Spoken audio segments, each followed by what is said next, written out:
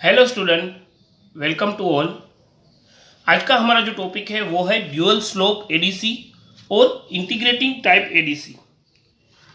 तो ये जो एडीसी हम एनालॉग टू डिजिटल कन्वर्टर हम बनाएंगे, ये उससे पहले हमने जो हमारा लेक्चर था उसके अंदर हमने डिजिटल टू एनालॉग कन्वर्टर क्या है, एनालॉग टू डिजिटल कन्वर्टर क्या है उसके बारे में जाना था। फिर दो टाइप्स के डिजिटल टू एनालॉग कन्वर्टर थे उसके बारे में हमने सीखा था। फिर हमने एनालॉग टू डिजिटल कन्वर्टर जो है उसमें हमने काउंटर टाइप एडीसी जो है उसके बारे में हमने सीखा था। तो काउंटर टाइप एडीसी जो था उसके अंदर जो प्रोसेस थी उस वो हमने देखी थी, और उसके अंदर हमने जाना था कि जो काउंटर टाइप एडीसी है वो एडीसी के अंदर जो भी हमारी जो प्रोसेस होगी वो प्रोसेस थोड़ी स्लो होगी। यहाँ पर जो हम सीखने वाले हैं ड्यूअल स्लोप टाइप एडीसी, उसकी जो प्रोसेस है वो हमारे काउंटर टाइप एडीसी है उससे भी स्लो है। या हम कह सकते हैं कि हमारा जितने भी टाइप्स के हम एडीसी पढ़ेंगे उस एडीसी में सबसे स्लोएस्ट जो एडीसी है वो है ड्यूअल स्लोप टाइप एडीसी। तो ये सबसे स्लो है, फिर भी हम इसका यूज़ करते हैं क्योंकि ये इसके जो कंपोनेंट है इसके अंदर हम लोएस्ट कंपोनेंट यूज़ करते हैं। हम किसी भी तरह का डीएसी जो है यानी कि डिजिटल टू एनालॉग कन्वर्टर जिस तरह हम काउंटर टाइप में यूज़ करते थे या फिर वीसीओ है, वो किसी भी तरह का हम यहाँ पर कंपोनेंट यूज़ नहीं करते। और वो कंपोनेंट जो है वो एक्सपेंसिव हो सकते हैं, तो यहाँ पर कॉस्ट जो है वो लो रहेगी। और जो प्रिसीजन वैल्यू कंपोनेंट यहाँ पर कम है तो प्रिसीजन वैल्यू भी यहाँ पर ज़्यादा होगी। तो ये जो एडवांटेजेस है वो हमारा ड्यूअल टाइप एडीसी का है, इसलिए हम ड्यूअल टाइप एडीसी जो है वो यूज़ करते हैं। उसके अलावा जो ड्यूअल टाइप एडीसी जो है उसके अंदर जो नॉइस जो हमारे प्रोड्यूस होंगे, नॉइस के कारण जो नंबर ऑफ बीट हमारी चेंजेस होगी या फिर हमारा आउटपुट जो है वो हमें डिफरेंट मिलता है, वो नॉइस जो है वो यहाँ पर कम होगी। उसके अलावा जो टेम्परेचर के कारण जो वेरिएशन हमें मिलता है वो भी यहाँ पर हमें कम देखने को मिलेगा। लेकिन यहाँ पर जो कन्वर्जन का टाइम होगा वो बहुत ही लार्ज होगा ड्यूअल टाइप एडीसी में। तो उसके कारण हम जो है उसको यहाँ पर डेटा एक्वाजिशन जो सिस्टम है उसके अंदर हम ये एडीसी को यूज़ नहीं कर सकते। इस तरह का जो भी इक्विपमेंट हमारे पास रहेगा जो ड्यूअल स्लोप टाइप एडीसी है उसको हम मेजरमेंट में यूज़ कर सकते हैं, वोल्ट मीटर में, मल्टीमीटर में, किसी भी तरह के जो डिजिटल मीटर है उसके अंदर मेजरमेंट में हम यूज़ कर सकते हैं।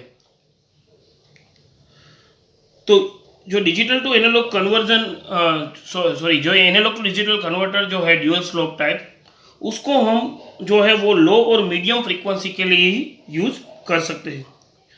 अब ये जो डीएसी एडीसी है उसको हम इंटीग्रेटिंग टाइप भी कहते हैं, क्योंकि यहाँ पर जो है वो हम ओपेम जो है हमारा ऑपरेशनल एम्पलीफायर उसका हम इंटीग्रेटर की तरह भी यूज़ करते हैं, और एक कंपैरेटर की तरह भी एक ओपेम यूज़ होता है।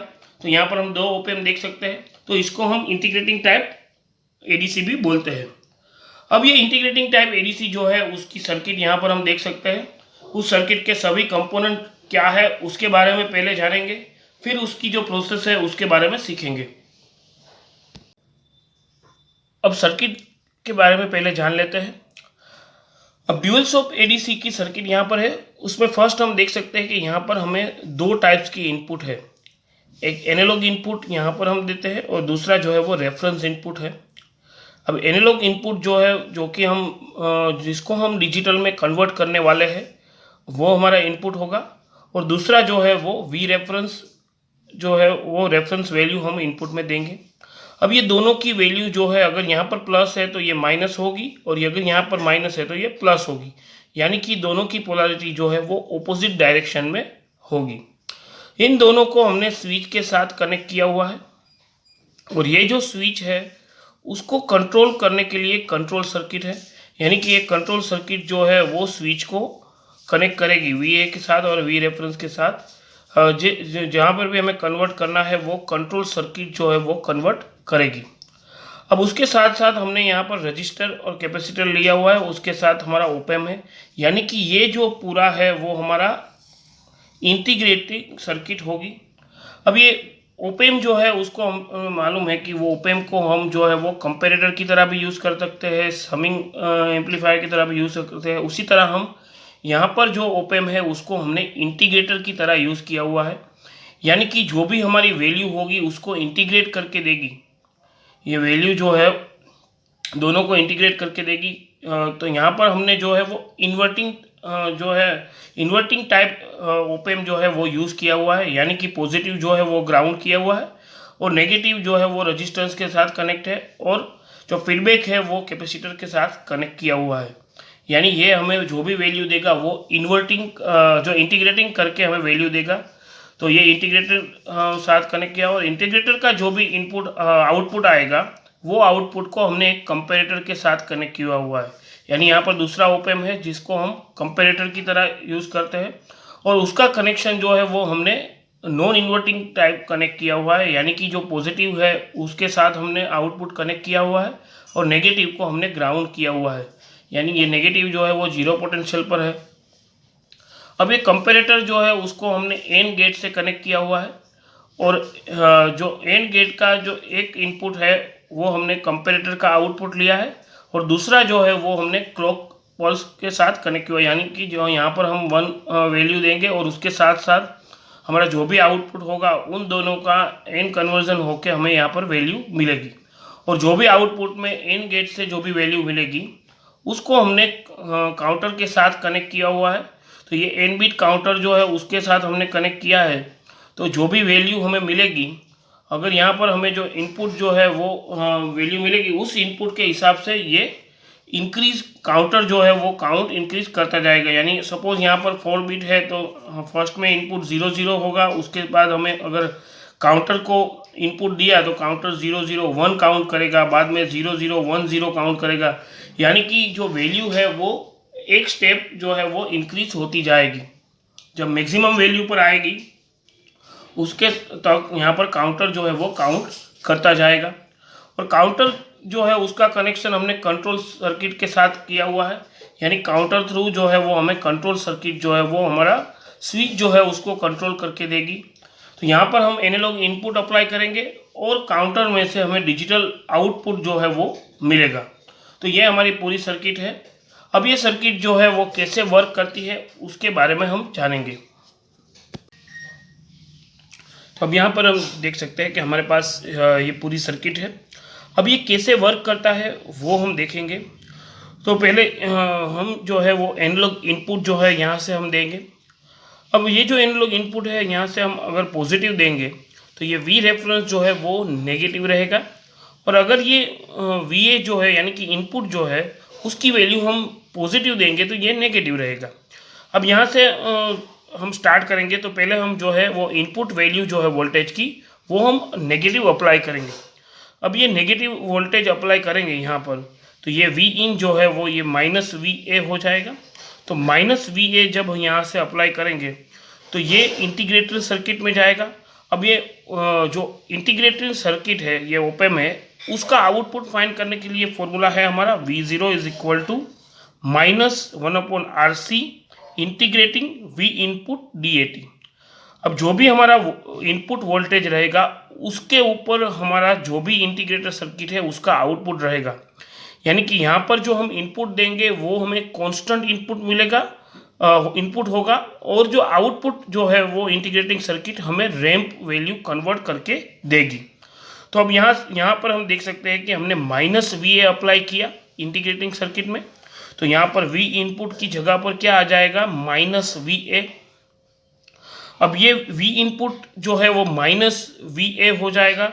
अब माइनस माइनस प्लस हो जाएगा, यानी कि हमें आउटपुट जो है वो प्लस वैल्यू में ही मिलेगा। तो ये आउटपुट जो है वो हमें प्लस मिला यहाँ पर।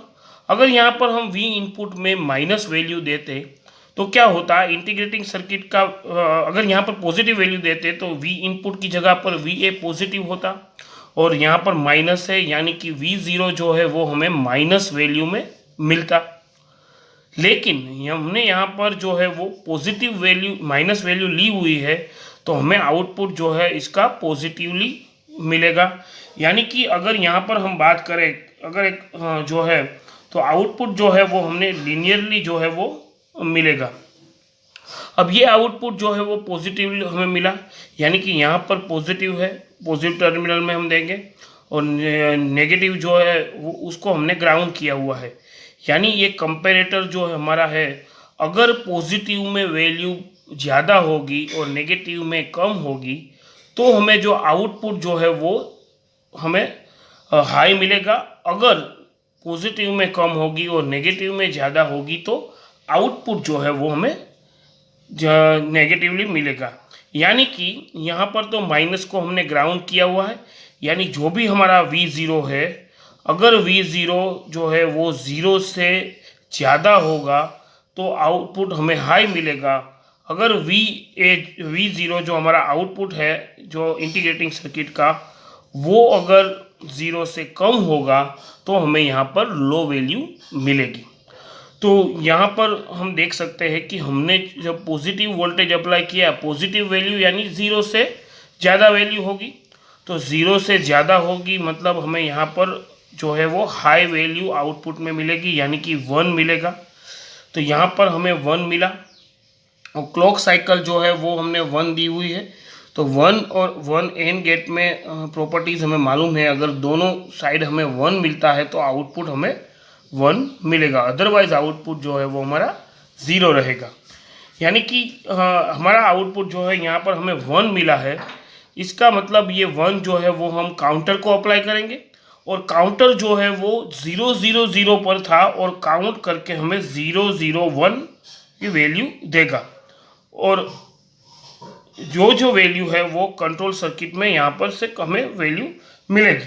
तो ये जो इनपुट जो है 0 0 0 से 0 0 1 हमने अप्लाई किया, तो वो भी हमारा नेगेटिव वोल्टेज जो है वो कंटिन्यूसली यहाँ पर हमें मिलता जाएगा।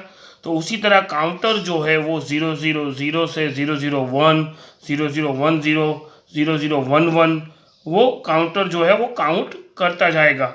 और कहाँ तक काउंट करेगा, यानी कि 1 1 1 जो है, सपोज हमने 4 बीट ली हुई है, तो 4 बीट पर हमारा जो मैक्सिमम यानी कि ऑल 1 होगा वो हमारी मैक्सिमम वैल्यू होगी, और मैक्सिमम वैल्यू तक हमें काउंट करके देगा। उसके बाद भी हम जो है ये अप्लाई करेंगे -VA, तो ये काउंटर जो है वो रीसेट हो जाएगा और हमारी वैल्यू जो आ जाएगी वो 0 0 0 पर आ जाएगी। तो यहाँ पर हमारे जो है 0 0 0 वैल्यू आ गई है। अब जो है, अब क्या होगा कि ये जो हमारी सर्किट है, ये जो कंट्रोल सर्किट है, कंट्रोल सर्किट जो है वो हमारा जो सपोज हमने 0 0 से 0 0 1 1 0 जो भी वैल्यू हम लेते जाएंगे, तो ग्राफ जो है वो हमारे 2n टाइम पर, यानी कि जो हमारा T1 टाइम है, उस T1 टाइम के अंदर जो है वो मैक्सिमम वैल्यू पर हमें वैल्यू मिलेगी जो हमारी है। सपोज ये हमारा 111 जो है, उसकी वैल्यू फाइंड करने के लिए T1 टाइम लगेगा। तो ये T1 टाइम जो है वो 2n में हमें मिलेगा, यानी कि यहाँ पर 4 बीट है तो 2n यानी 2/4 16 जो है 16 साइकिल के अंदर हम मैक्सिमम वैल्यू तक पहुँच जाएंगे। तो ये हमारा कन्वर्जन का फर्स्ट स्टेप हुआ। अब क्या होगा कि 0 0 पर रीसेट हो गया है। अब ये वैल्यू जो है, अब उसके कारण क्या होगा, कंट्रोल सर्किट जो है वो, तो अब यहाँ पर जो है उसके कारण क्या होगा कि ये जो कैपेसिटर जो है वो धीरे धीरे डिस्चार्ज होगा। अब कैपेसिटर जो है वो पॉजिटिवली डिस्चार्ज होगा, हमने पॉजिटिव के साथ कनेक्ट किया हुआ है, तो उसके कारण जो है वो वैल्यू जो है वो क्या होगा कि यहाँ से हम जो इनपुट दे रहे हैं वो, और ये जो वैल्यू है उसके कारण आउटपुट जो है वो हमें पॉजिटिवली मिलेगा, और ये जो है वोल्टेज जो है वो डिक्रीज होता जाएगा। और यहाँ पर हमें काउंट जो है वो 0 0 1 से 0 0 1 1 1 0 0 0 1 1 उसी तरह वैल्यू जो है वो काउंटर की इंक्रीज होती जाएगी।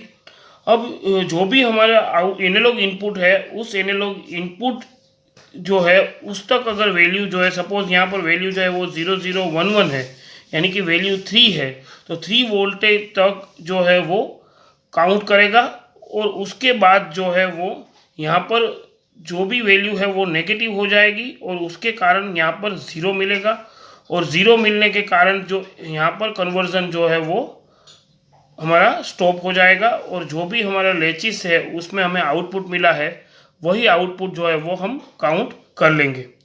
तो यहाँ पर पहले जो है वो कन्वर्जन के लिए जो हमारा टाइम था वो T1 टाइम, और उसके बाद जो है कैपेसिटर जो डिस्चार्ज होगा उसके कारण जो टाइम है वो T2 टाइम, यानी ये दोनों टाइम जो है मिला के हमारा टोटल कन्वर्जन टाइम जो है वो होगा। और टोटल कन्वर्जन टाइम में हमें आउटपुट जो है एनालॉग इनपुट जो है वो डिजिटल में आउटपुट कन्वर्जन हमें मिलेगा।